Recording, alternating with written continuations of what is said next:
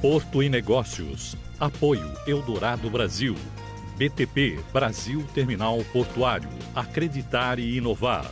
E Unimed Santos, com novo e moderno centro médico.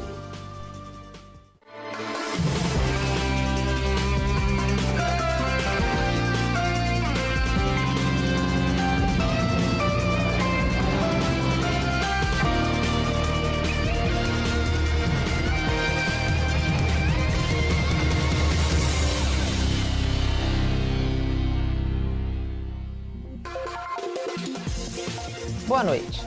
No próximo semestre, dias 23 e 24 de agosto, temas como a desestatização do Porto de Santos serão debatidos na retomada do Santos Export. E é sobre este importante evento e também sobre a privatização do maior porto da América Latina que vamos tratar no Porto e Negócios desta noite. Aqui no estúdio, Casimiro Técio, diretor de Assuntos Portuários do Sistema Santa Cecília de Comunicação. Técio, boa noite. Obrigada mais uma vez pela parceria. Boa noite, Nathalie. Boa noite aos espectadores do Porto Negócios. E também Ricardo Molitsas, presidente do Conselho do Santos Export e diretor executivo do Sindicato dos Operadores Portuários, o SOPESP. Ricardo, seja muito bem-vindo ao Porto e Negócios. Muito obrigada pela tua participação e disponibilidade. Boa noite, Nathalie. Boa noite, Técio. Boa noite a todos os telespectadores. Molitsas, essa retomada do Santos Export traz uma série de desafios a serem tratados. Quais temas vão estar na mesa? Olha, como não pode deixar de ser, o tema desestatização ele vai ser um tema que tem norteado as nossas discussões, né? Embora o evento só aconteça em agosto, existem alguns webinars que nós estamos fazendo ao longo desse ano e todos eles até agora tratando de desestatização com os vários públicos que estão envolvidos, né? Então a gente já fez um com alguns segmentos do Porto. Na verdade nós fizemos 2 lives com segmentos do Porto, não dava para colocar todo mundo junto porque o tempo é limitado. E agora, o terceiro que está sendo programado agora, vão contar com os intervenientes no Porto. Autoridades para olhar, do ponto de vista das autoridades, o que eles imaginam com relação à desestatização, até porque tem previsto para Santos um crescimento de movimentação muito grande nos próximos 20 anos.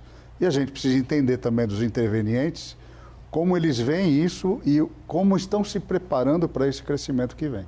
E esses temas discutidos pelos webinários antes do Santos Export, eles vão dar o tom, efetivamente, do Santos Export? A gente pode dizer sem dúvida, isso? Sem dúvida. A gente tem o Conselho do Santos Export, que discute esses temas, que prepara esses webinários, e certamente aqui tem uma preparação dos temas que vão ser nos 2 dias do evento presencial, os principais temas com os principais convidados para poder fazer as discussões finais, né? Técio, qual que é a importância da retomada do Santos Export que, quando a gente fala do Brasil Export, ele nasceu a partir do Santos Export, né?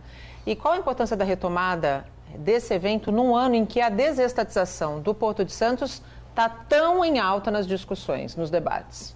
Acho que o primeiro ponto os temas discutidos no Brasil Export, no Sudeste, no Nordeste, no Centro-Oeste, são dores globais, vamos dizer dessa forma. Então, a questão da segurança jurídica, que a gente vem discutindo há bastante tempo, da intermodalidade, temas da questão regulatória, temas que acabam afetando todos os portos. Vamos pensar que a questão do Centro Export, o Centro-Oeste Export, ele busca mais a questão do escoamento da carga, né, para os portos. Respeitando as especificidades de cada região do país. Quando a gente dá esse zoom no Porto de Santos, obviamente, como o Molitsas colocou, o assunto tem sido desestatização / privatização, mas pelo fato de Santos estar na pauta. Enfim, os estudos estão sendo feitos lá pelo BNDES. A expectativa é que em setembro, outubro, a gente tenha aí a primeira minuta desse edital. Obviamente, muitas lições já terão sido aprendidas no processo de vitória, mas é uma preocupação que deixa todos os operadores preocupados. E como o Ulisses colocou agora, não é só o operador ou o armador ou o trabalhador portuário, né? Mas qual o papel dos órgãos intervenientes no processo de privatização? Essa é uma pergunta que todo mundo que acompanha, seja um ente ou outro, tem se feito muito, né? Qual vai ser o papel a partir do momento da desestatização? Sim. Por exemplo, a Polícia Federal, precisa aumentar o efetivo da Polícia Federal, porque a partir do momento que você tem uma autoridade portuária privada, por mais que a Guarda Portuária não esteja constituída dentro das forças nacionais, o papel de segurança de uma autoridade portuária privada, ele vai ser um tanto diferente, né? Então, a questão do papel da Anvisa, da Vigiagro, enfim, da Receita Federal, tem que, de fato, o governo federal, a partir do momento que ele, a par e passo, ele busca trazer o privado para a gestão portuária, ele tem que dar condições dos outros órgãos de melhorar a qualidade de serviço para o cliente. Vou dar um exemplo aqui. O porto tem que ser 24/7. Sem dúvida. Mas ele tem que ser 24/7 em todos os serviços, não só na operação. Né? Então, para isso acontecer, precisa ter um efetivo maior, né, dessas outras autoridades para, de fato, funcionar os 24/7 que a gente tanto almeja, né? O quanto que a desestatização ou a privatização da Codesa vai influenciar no processo ou no modelo de desestatização aqui do Porto de Santos, na opinião de vocês? Olha, me parece que alguns temas, vamos dizer assim, o esqueleto, a gente tem uma noção do que vem, né? Tanto que nós temos discutido bastante em cima do modelo da Codesa, né? Avaliado as contribuições da audiência pública da Codesa, tá certo? Mas, como eu vou parafrasear alguns colegas aqui que dizem o seguinte: se a gente puder pegar o modelo da Codesa exatamente como ele sai e botar em Santos, alguma coisa está errada. Santos é o maior porto da América Latina. Exatamente. A complexidade é muito maior. Né? A quantidade de intervenientes nesse ambiente é muito enorme. maior. Né? Então, eu acho que precisa se fazer adaptações e a gente vem discutindo isso dia e noite, né? Durante esse processo. Está no momento da modelagem disso, né, que o Tércio falou, se espera aí em outubro essa modelagem está pronta, essa primeira modelagem. A expectativa é que em novembro se faça a primeira audiência pública. Eu acredito que não vai ser só uma audiência pública em Santos. Até por conta da complexidade do que a gente está falando, né? E o cronograma é bastante agressivo, né? O cronograma do governo é bastante agressivo. Técio, e na sua opinião, você concorda que é preciso que de fato haja adaptações? E assim, quais adaptações no teu ponto de vista? Bom, primeiro, o próprio ministro Tarcísio ele já mencionou isso, o Piloni, secretário de Portos, também fez coro, dizendo que cada porto é um porto. Mas, obviamente, existem decisões tomadas em Vitória que eu entendo que vão ser carregadas para Santos, né? Então, a questão de um percentual sobre o faturamento da autoridade portuária como uma outorga variável, isso deve acontecer. O que a gente está discutindo é qual que é o percentual. No caso de Vitória é 7,5%. A questão da participação de operadores portuários como sócios da autoridade portuária, limitados a 15%, isso é uma coisa que deve também se replicar em Santos, com um teto de participação do bloco de operadores em 40%, a revisão da questão de revisão contratual entre a autoridade portuária privada e o operador portuário, isso também deve se carregar, obviamente corrigindo o que foi colocado já em Vitória, mas eu vejo com novidades aqui em Santos, né? Então, provavelmente nós teremos será um modelo mais amarrado, porque a gente trabalha aqui com todos os tipos de cargas, né? Vou pegar um exemplo só, né? Cargas verticalizadas como o suco de laranja e a celulose. Quer dizer, as indústrias se instalaram no interior de São Paulo, olhando Santos como o seu porto cativo. Então, você não pode ter uma gestão da autoridade portuária privada que force esse cliente a sair do porto. Pelo contrário, ele tem que ter tapete vermelho para continuar dentro do porto. porque tem uma relação umbilical entre o Porto de Santos e Matão, que é a região da produção de suco laranja, entre Santos e Três Lagoas, no Mato Grosso do Sul, que é a planta da Eldorado, por exemplo. Então, esses exemplos são patentes que o modelo santista deve ser mais amarrado para o lado de quem vai disputar, de quem vai entrar nessa concessão. A gente pode dizer que mais amarrado signifique com respaldo maior dentro do que se busca quando a gente fala de segurança jurídica? Mais regulado, é isso mesmo. Então, a ANTAC vai estar mais em cima, o Ministério vai estar mais em cima, qualquer órgão interveniente vai olhar com mais atenção a ação da autoridade portuária. Agora a gente vai, óbvio, eu vou puxar sardinha aqui para o Sistema Santa Cecília de Comunicação, porque essa retomada também travou e tratou de uma parceria para uma cobertura exclusiva, né, pelo Sistema Santa Cecília nos dias 23 e 24 de agosto. Na opinião de vocês, qual que é a importância de uma TV regional, né, a TV dos grandes eventos, a maior com programação regional dentro da Baixada Santista, estar neste momento de retomada? Olha, Nathalie, eu acho fundamental a importância da comunicação, né? Um processo desse que Santos está passando é um processo muito importante, não só para o Porto, mas para a sociedade como um todo, né? Essas mudanças, elas mexem com todo o entorno, né? A gente tem uma discussão bastante ampla aí há bastante tempo em relação ao Porto-Cidade, né? Então, essa mudança, ela tem uma influência muito grande. E eu entendo que a sociedade precisa participar disso.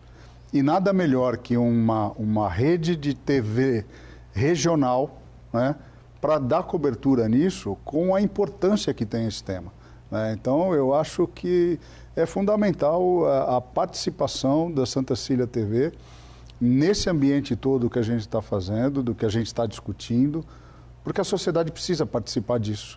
Isso é uma forma de aproximar o porto da cidade. Sem dúvida nenhuma, eu concordo plenamente. Eu acho que a partir do momento que a gente leva informação de qualidade, a partir de porta-vozes que são referências, a gente consegue desmistificar até aquilo que todo mundo acha que é um pouco difícil, denso, quando se trata de porto, né? Sim, essa proposta da nova temporada, né, do Porto Negócios, que é traduzir para quem assiste a gente os assuntos que a gente discute no ambiente portuário. Até porque cada um que assiste a gente tem um amigo, algum familiar, algum conhecido que trabalha direto ou indiretamente com o Porto. Isso é inexorável, né? Como que vocês acham que a desestatização ou privatização possa contribuir com a relação Porto-Cidade? Olha, existem projetos hoje. O projeto da Ferrovia Interna do Porto de Santos, a FIPS, que é fundamental para o Porto, porque é preciso que esses investimentos previstos na FIPS sejam realizados por conta justamente dos terminais que o Tércio falou, os terminais de grãos, os terminais da celulose, eles estão baseados na necessidade da chegada e saída da carga por ferrovia, tá certo? Então, esse projeto, por exemplo, ele acaba com o investimento dele, passagens de nível que atrapalham hoje, de alguma forma, a mobilidade urbana. Sem dúvida, então, impactam diretamente na vida do cidadão. Exatamente. Você vê, os investimentos todos que foram feitos pelos operadores na ponta da praia, com relação ao problema do particulado, hoje praticamente não existe. Exatamente. Né? Foram investimentos enormes que foram feitos. Então, todo esse ambiente, né, ele acaba, de certa forma, e eu acho que é aí que é a grande diferença.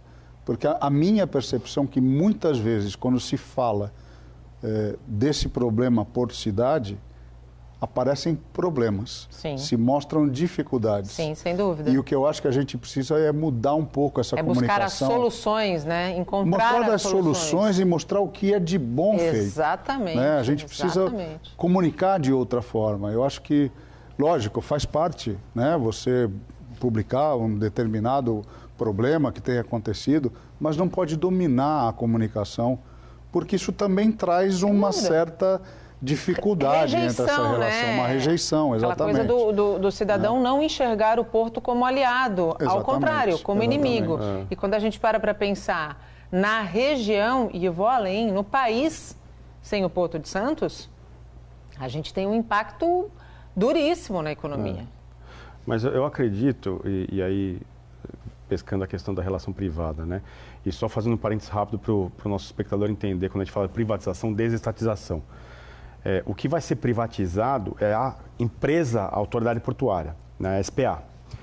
O ativo, o canal, os terminais, né, a área comum, a perimetral, a FIPS, isso vai ser desestatizado. Ou seja, vai ter uma concessão, vai ter um tempo de concessão, 35, 45, 50 anos, enfim, em que lá na frente esse ativo volta para o Estado. A mesma coisa aconteceu com os guilhermes, lá no começo do porto.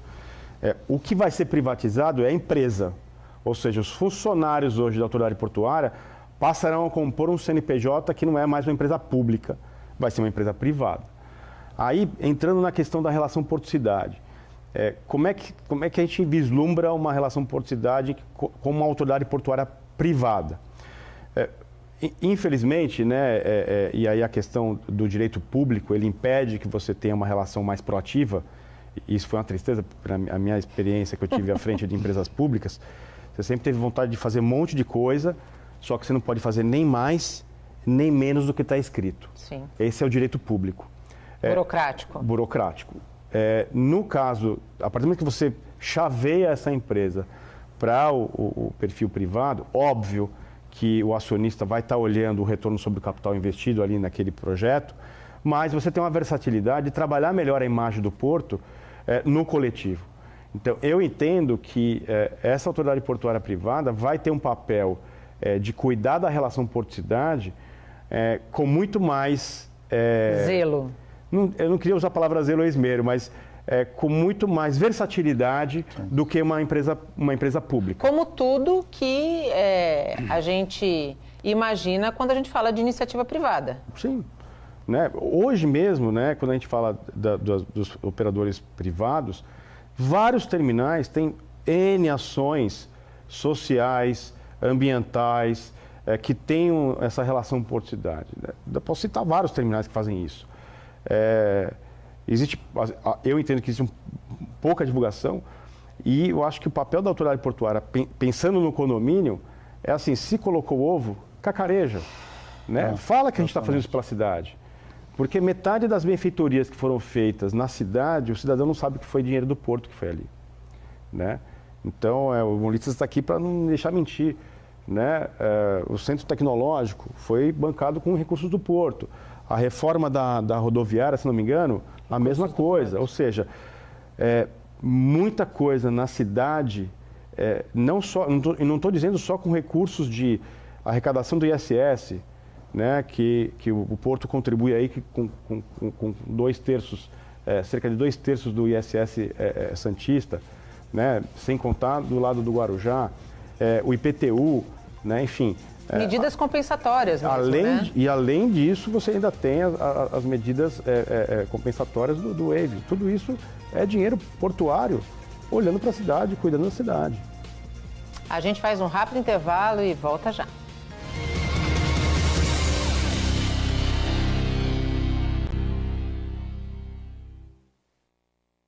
Para fazer de nosso país referência mundial na operação portuária, é preciso determinação.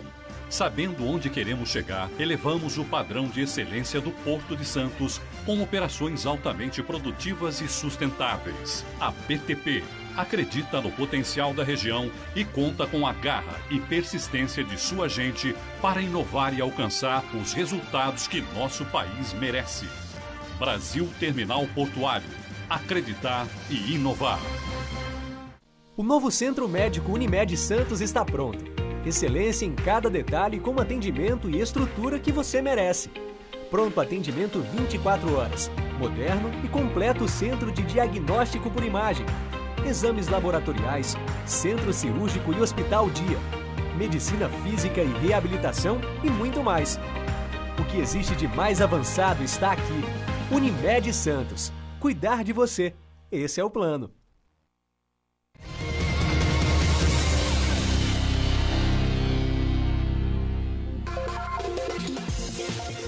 Chegamos ao segundo bloco do Porto e Negócios. Hoje comigo aqui no estúdio, Casimiro Técio, diretor de assuntos portuários do Sistema Santa Cecília de Comunicação, e Ricardo Molitzas, presidente do Conselho do Santos Export e diretor executivo do Sindicato dos Operadores Portuários, o SOPESP. Técio, você falou no primeiro bloco que a modelagem, né, da nova gestão do Porto deve estar aí definida até setembro, outubro. Os estudos estão previstos para serem entregues até julho, ou seja, o Santos Export já vai acontecer com, pelo menos, a conclusão dos estudos feitos pelas empresas, enfim, contratadas. O quanto disso é importante? O quanto respeitar este calendário de ter esses estudos concluídos até julho é importante para que o cronograma e para que os debates do Santos Export sejam, de fato, efetivos em cima desse assunto? Assim, os estudos, eles estão praticamente prontos, na verdade. Nesse momento, eles estão sendo avaliados pelas equipes técnicas da SPA, equipes técnicas do BNDES, do MINFRA, enfim, fazendo essa análise do que a consultoria produziu, né? Até por uma questão de cuidado, né? Porque se é publicado algum estudo com algum dado enviesado, com algum desvio, enfim, com alguma falta de interpretação, ou e sem a devida interpretação, você pode ter um efeito colateral negativo no processo, né? Então, eu até entendo o zelo do BNDES, e que bom que existe esse zelo, né, de colocar na rua um estudo que passou por um crivo, né, das equipes técnicas do banco e do MINFRA. E é importante o espectador entender, esses estudos, na verdade, não tem muito a ver com o modelo de como vai ser a regra do jogo, mas são avaliações, análises, por exemplo, do passivo trabalhista, do passivo ambiental. Que impactam diretamente no momento... No caixa da concessão. Né? O que vai ser colocado de obra dentro da concessão. Todo esse detalhamento é importante para quem for avaliar a concessão, falar assim, não vou entrar nesse negócio. Né? Como agora, por exemplo, teve a SEDAI no Rio de Janeiro, que é a Companhia de Saneamento do Rio de Janeiro, foi leiloada por 20 bilhões de reais. Né? Um ativo expressivo. Né? Tudo bem que nós estamos falando de toda a região metropolitana aí do Rio de Janeiro, né? A expectativa aqui é que seja entre 10 e 15, minha expectativa terço, né? Pode ser mais, enfim. Mas o cronograma, ele vai depender não só dos estudos, mas como o Molitas colocou, como é que a comunidade portuária vai reagir ao modelo, né? E quem não se manifestou ainda até agora, que vai se manifestar lá na frente. Com certeza. Né? Então, assim, tem muita gente com o periscópio abaixado. Só esperando aparecer o modelo. Né? E daí a importância do Santos Export. Discutir, mas e se for assim, e se for assado? Quer dizer, esmiuçar, né? Porque alguém fala assim, mas isso aqui. Por exemplo, né, na audiência da Codesa, se falou muito de que não podia privatizar, lembrando, né, a privatização da companhia, desestatização do ativo, que não podia se privatizar porque a guarda portuária tinha perfil de força nacional, né, de força pública, né, e ficou patente na resposta da audiência da Codesa que não, é uma força que é para cuidar da operação portuária, né? Então, e aí é importante a gente fazer o lobby do bem, né? Que é aumentar o efetivo da Polícia Federal, aumentar o efetivo da Receita, enfim, das outras autoridades que faz o porto de fato funcionar também. Ricardo, a gente está aí com uma campanha, um calendário nacional / estadual de vacinação contra a Covid-19, mas o Brasil, apesar de já ter vacinado um número expressivo, está muito longe daquilo que os especialistas chamam de imunidade de rebanho, que daria tranquilidade para uma retomada ao novo normal, e isso impactando, inclusive, diretamente outros aspectos da economia. Nesse sentido, o modelo que vai ser adotado para o Santos Export, ele vai ser um modelo híbrido, vai ser um modelo à distância, vai ser um modelo presencial, com distanciamento, e quando houve a primeira live, ainda havia a indefinição com relação se seria em Santos ou se seria no Guarujá. Já tem isso definido? Já temos resolvido, o evento vai acontecer no Guarujá. ele deve ser um evento híbrido. O ano passado, o Fórum Brasil Export já fez isso, localmente, até por conta já da pandemia, né? Localmente, patrocinadores, autoridades e alguns convidados, né? E o maior público online, né? Esse é o que a gente tem agora, né? Até agosto, pode ser que esse cenário mude. Sim. E se faça alguma alteração. Mas me parece que a parte online, ela veio para ficar. Deu muito certo, tanto né? no Brasil Export quanto em qualquer outro qualquer evento, tipo de negócio, evento, isso veio para ficar. É uma relação de trabalho que já deveria ter sido implantada, mas que foi forçada por conta da pandemia, né? E vou dizer mais, assim, a ferramenta de conferências pela internet, ela repercutiu o aumento da participação. Sem dúvida, Não, porque você pode participar de qualquer lugar que você estiver. Inclusive o Condesb nunca teve o índice de quórum pós-pandemia pelas reuniões online. Assim, todos os prefeitos participam de todas as reuniões, porque Sim, o online... não tem mais desculpa, né? Não, também era desumano, coitado. O prefeito Peruíbe vinha até normalmente é sempre no epicentro, Santos, né, da Santos, pegar 2 horas de estrada para uma reunião. Se bem que eu não acho nada desumano, porque é uma vez por mês só. Né? E os problemas metropolitanos carecem de soluções metropolitanas, né? E os nossos prefeitos precisam ter um diálogo cada vez mais linear. Sim, sim. Sim, sim, né? Eu sou uma defensora da visão metropolitana. Concordo. Não, é importantíssimo. É importantíssimo. O Montoro falava, o cidadão mora no município. Exato. Que é a corrente municipalista, né? Sim. Eu acho que assim, o cidadão mora na metrópole.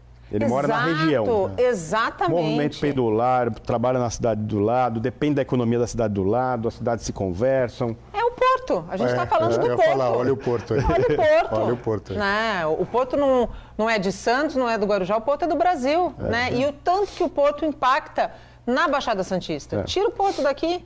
Né? Então, assim, quando a gente fala em relação ao Porto-Cidade, é um desafio que não diz respeito só ao impacto em Santos, ao impacto no Guarujá, mas ao impacto em nível regional, metropolitano. Por isso que é importante que os prefeitos também estejam sempre nas discussões do que diz respeito ao Porto. Ah, não tem dúvida. Essa relação Porto-Cidade, ela não fica restrita a Santos, né? O Porto de Santos, como você falou, o Porto de Santos não é de Santos. Ele é da região, ele é de São Paulo, ele é do Brasil, né? Vamos lembrar que 30% do PIB nacional passa por Santos. Exatamente. Então, e a Interlândia, né, se eu mudar um pouco, a Interlândia para nós o termo é fácil, mas a Interlândia é aonde o Porto chega, ou seja, a área de influência do Porto. Se você olhar hoje a área de influência do Porto, ela deve pegar aí pelo menos 40% do território nacional. Sim. Que é a área de influência do Porto de Santos. Né? Então, aí dá para ter uma ideia da importância do que nós estamos falando. Né? Eu preciso fazer uma pergunta, porque nós já discutimos isso em outros programas. As pessoas têm muita resistência à privatização, né? Tem ainda aquela ideia pré-concebida de que é pecado você buscar o lucro, é pecado você buscar a excelência, né? Como se a iniciativa privada vivesse de benemerência, a gente sabe que não. Né?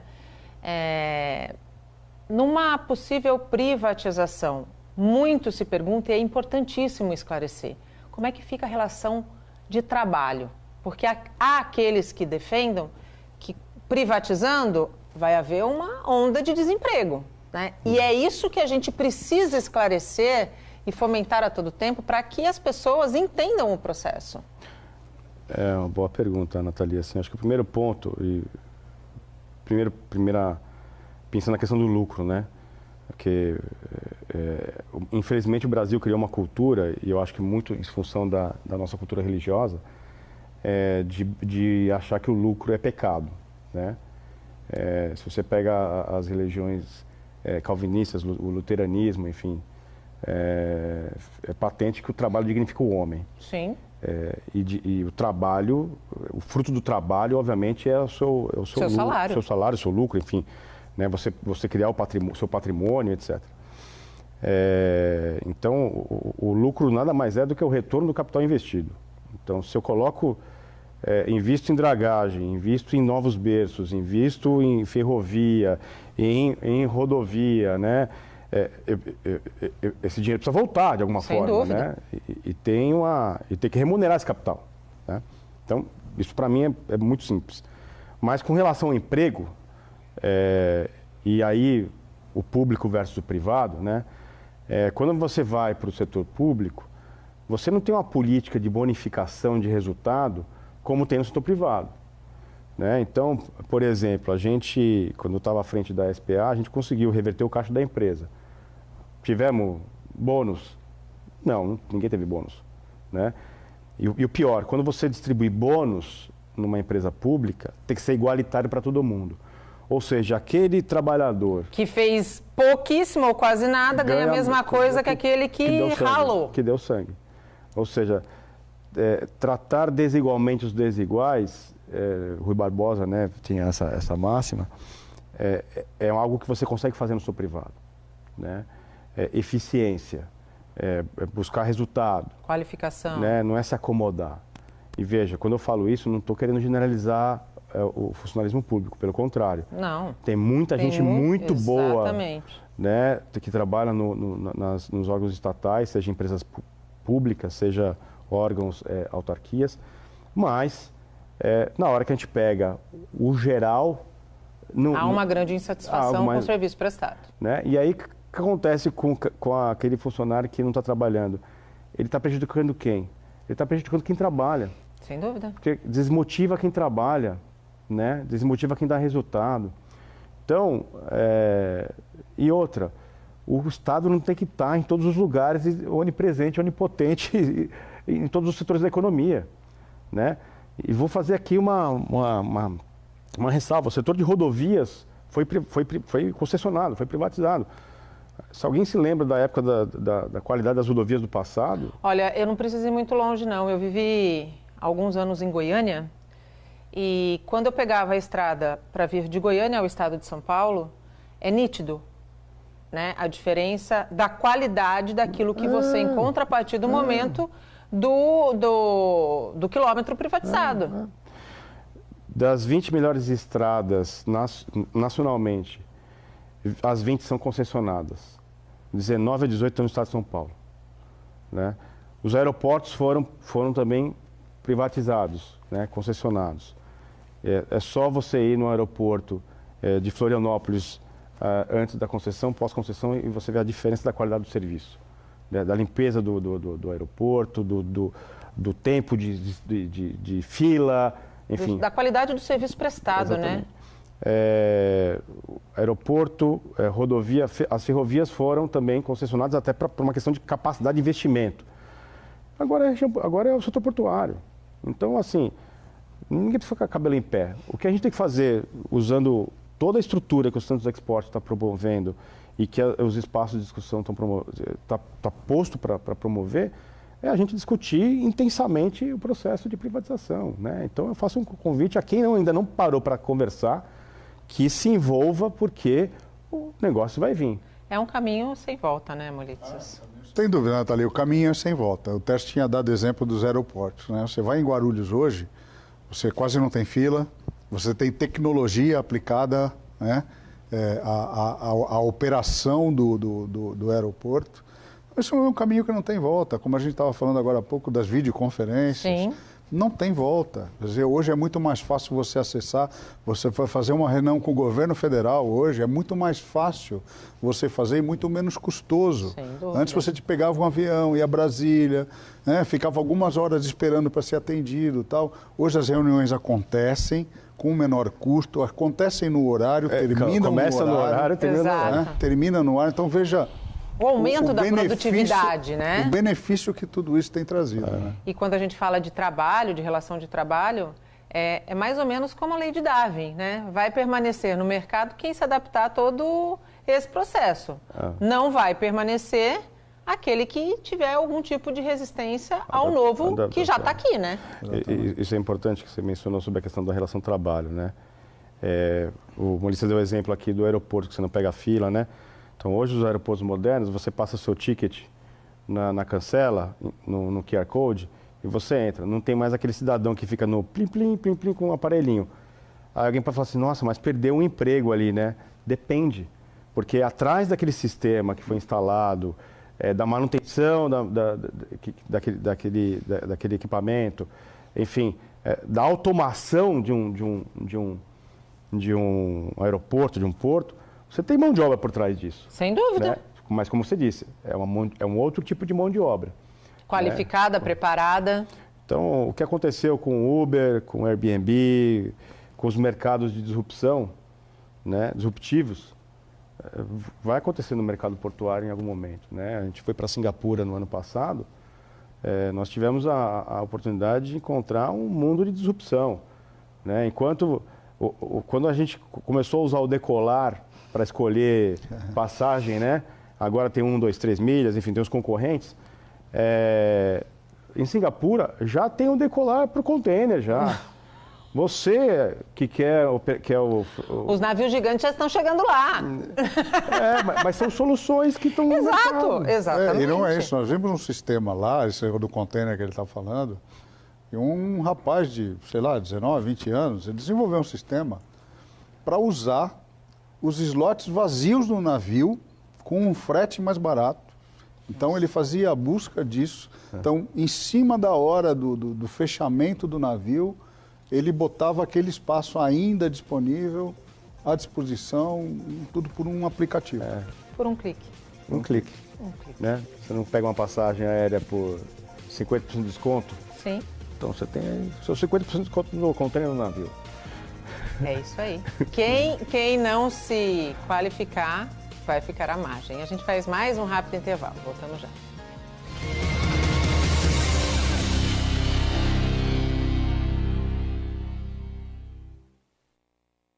Para fazer de nosso país referência mundial na operação portuária, é preciso determinação. Sabendo onde queremos chegar, elevamos o padrão de excelência do Porto de Santos com operações altamente produtivas e sustentáveis. A BTP acredita no potencial da região e conta com a garra e persistência de sua gente para inovar e alcançar os resultados que nosso país merece. Brasil Terminal Portuário. Acreditar e inovar. O novo Centro Médico Unimed Santos está pronto. Excelência em cada detalhe com atendimento e estrutura que você merece. Pronto atendimento 24 horas. Moderno e completo centro de diagnóstico por imagem. Exames laboratoriais, centro cirúrgico e hospital dia. Medicina física e reabilitação e muito mais. O que existe de mais avançado está aqui. Unimed Santos. Cuidar de você. Esse é o plano.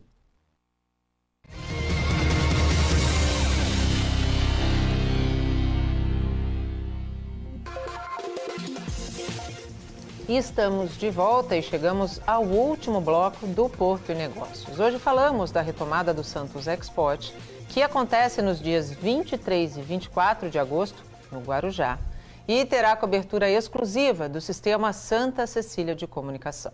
Comigo aqui no estúdio, Casimiro Técio, diretor de Assuntos Portuários do Sistema Santa Cecília de Comunicação, e Ricardo Molitzas, presidente do Conselho do Santos Export e diretor executivo do Sindicato dos Operadores Portuários, o SOPESP.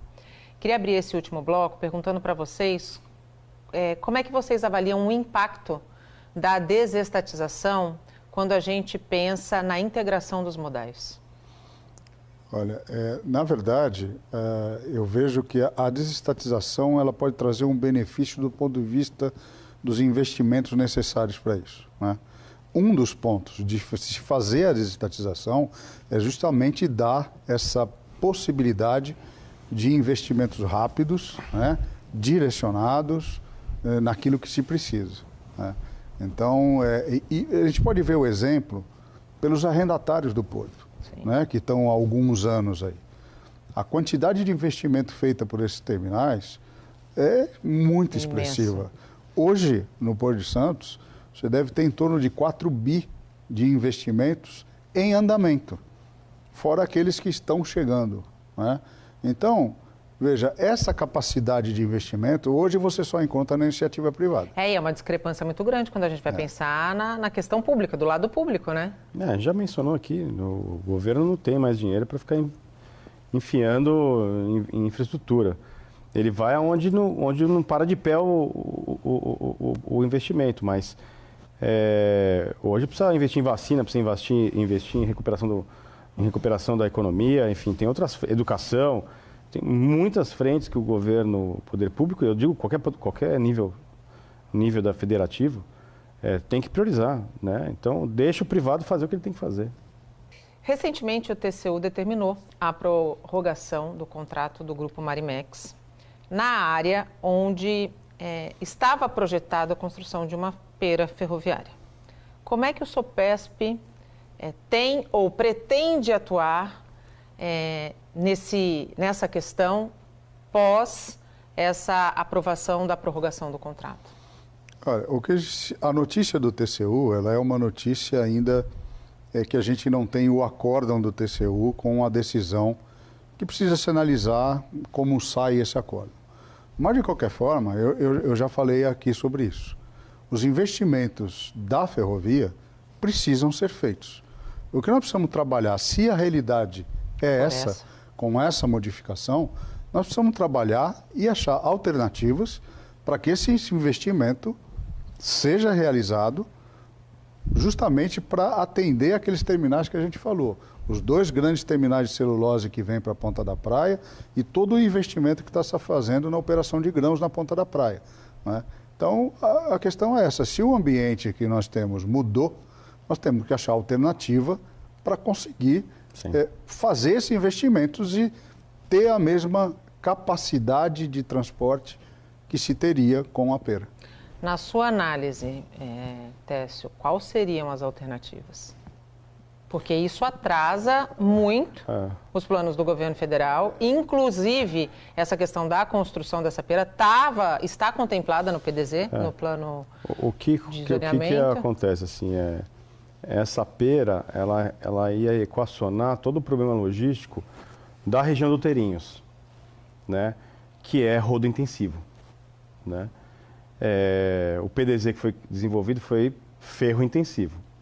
Então, essa decisão do TCU desrespeita o PDZ. Exatamente. Tá? Agora, o problema maior dessa decisão é a insegurança jurídica. Quer dizer, os órgãos reguladores, como a ANTAC, a própria Justiça, enfim, tiveram outros colegiados que tomaram uma decisão e nos completamente contrária. E nos 45 do segundo tempo, tomada uma outra decisão com uma justificativa que eu achei frágil, que era o contrato de transição, ele é frágil e prorrogar um contrato por 5 anos não. Sendo que nós tínhamos um contrato com a Petrobras de transição por 11 prorrogações, ou seja, o mesmo período, né? Para que serve o contrato de transição?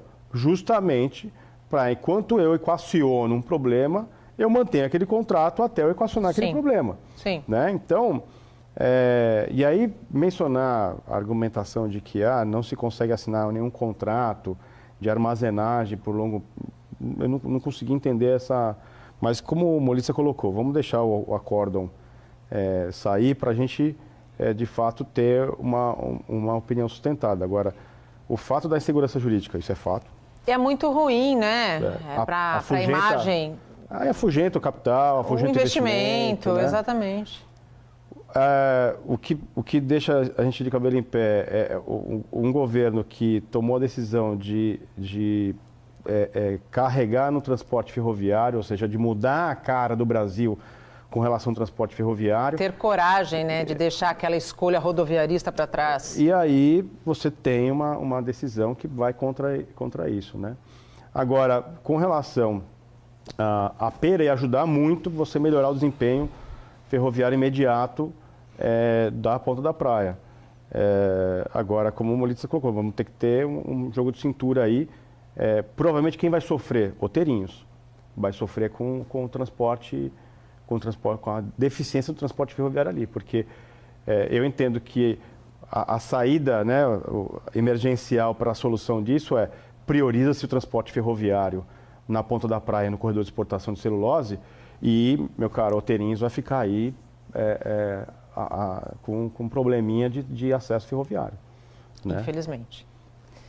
Um outro assunto que também está em bastante discussão é um novo recorde de movimentação de cargas no porto. A gente sabe que em 2020 houve um impacto, né? No final, uma recuperação.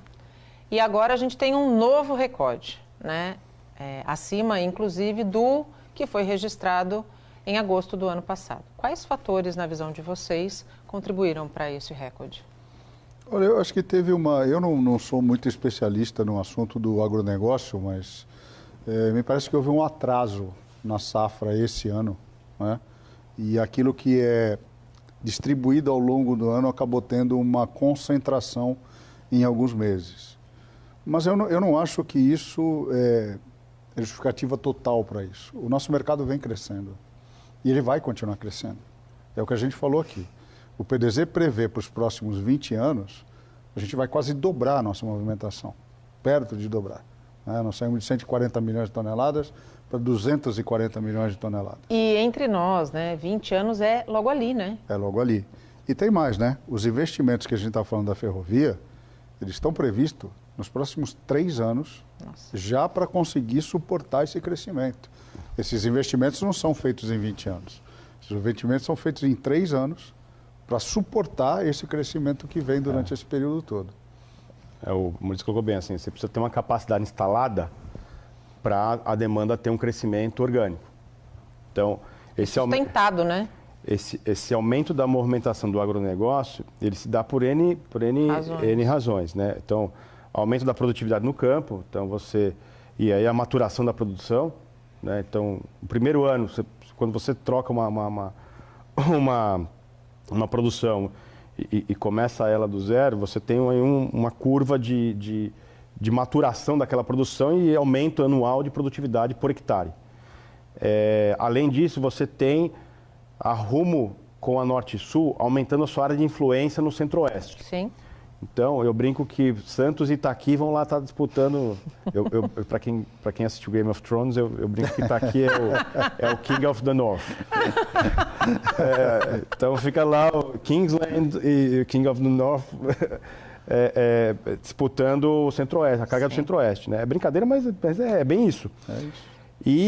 E o aumento da eficiência e das capacidades dentro do Porto Santos. Então, aumento da capacidade estática. Então, o TES fazendo investimento, a ADM fez investimento, o Caramuru está fazendo investimento, né, junto com a Rumo. Terminais novos em arrendamento. O terminal de líquido da Transpetro também aí aumentando a sua capacidade após o leilão. Tudo isso são capacidades estáticas de armazenamento, melhoria no desempenho do canal e melhoria no acesso ferroviário. Então, você vai aumentando essas capacidades e o porto vai atendendo vai respondendo. Vai respondendo. Só boa notícia.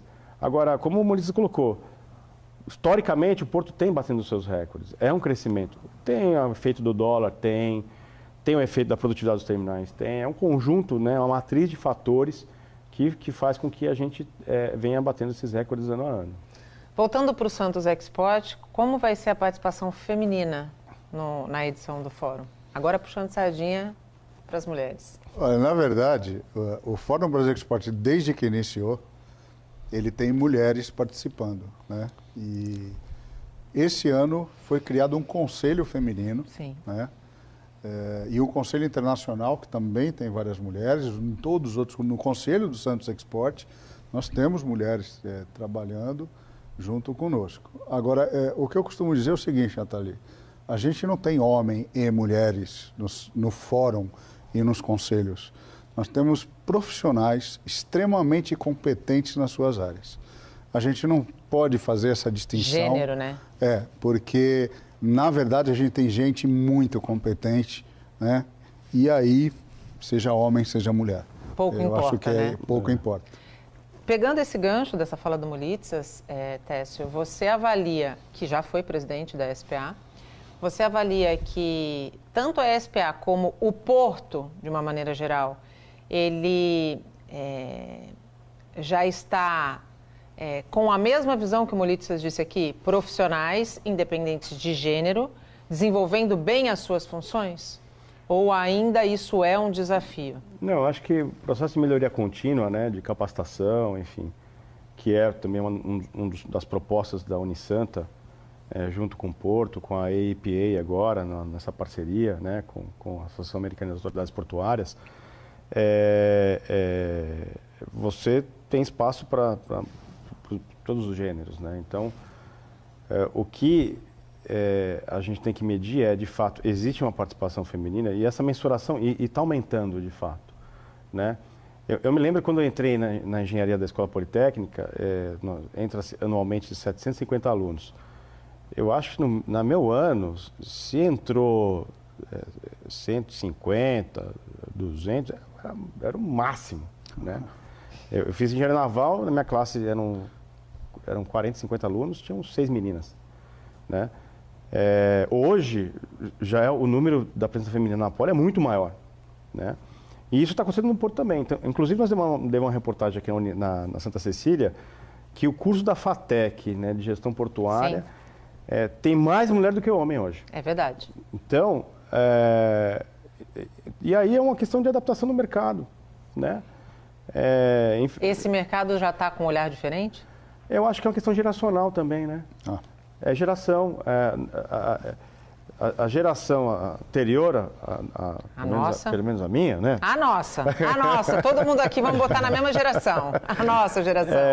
Era a geração em que engenharia era coisa de homem, né? E ciências médicas era coisa de mulher. Hoje, eu acho que isso pelo menos na engenharia, isso acabou, né? Agora, vai ter um efeito gradativo da presença feminina.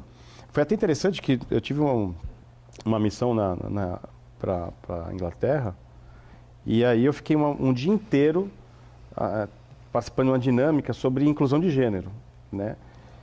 O quão sutil é a inclusão de gênero. Sem dúvida. Né? Então, ele passa por um ambiente decorado. Por exemplo, né? O cenário do Porto Negócios. Ele é gênero inclusivo, né? Então, eu falei assim, não é possível. Botar o cinza já é gênero inclusivo. Por que pareça, né? Inclusive, isso foi uma das montagens do que a gente fez no Exatamente. Parece que é brincadeira, mas é verdade. Então, é um processo. É um processo. O mais importante é quem está no topo da gestão, né? O CEO, né? O presidente de empresa, o presidente de conselho de administração, os conselheiros de administração de uma empresa, terem consciência disso. Sem dúvida. Né? De criarem um ambiente, como o Bonitza colocou, que todo mundo esteja trabalhando e ninguém esteja olhando assim, nossa, tem muito homem aqui, ou nossa, tem muita mulher aqui. Quer dizer, está equilibrado. Aqui tem profissional. Essa tem que ser a visão. Né? Até porque, graças a Deus, a sociedade está acordando e tem cobrado essa questão do gênero inclusivo. Quando as coisas acontecem de forma natural, você não precisa estabelecer cotas, né? Não mesmo. Que é um assunto polêmico que eu não vou colocar nessa pauta aqui hoje. Não, sem pauta, até porque o nosso tempo acabou, tá vendo? Uma hora passa rapidinho. Molitsas, eu queria muito agradecer a tua disponibilidade de estar conosco aqui nessa noite e que venha o Santos Export. Obrigado, Nathalie. Obrigado, Tércio, pelo convite. Gostei bastante de participar aqui com vocês. E estamos à disposição lá no Conselho do Santos Export para as discussões que são necessárias. Muito necessárias. Tércio, muito obrigada mais uma vez pela parceria essa noite. Obrigado, Nathalie. Obrigado, Molitsas, por aceitar o convite. E obrigado a você, né, que está em casa, e o internauta que acompanha a gente e que está dando essa satisfação de ter os nossos hits e os likes na internet. É isso aí. O Porto e Negócios termina agora. Obrigado a você que ficou conosco. A gente se vê na quinta-feira que vem, às 8 horas da noite. Até lá. Tchau.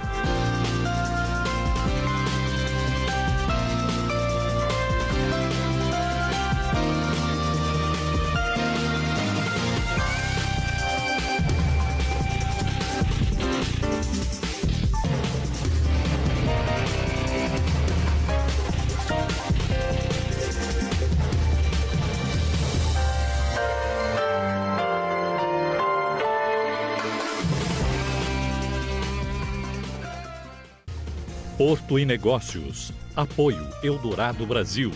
BTP, Brasil Terminal Portuário. Acreditar e inovar. E Unimed Santos, com novo e moderno centro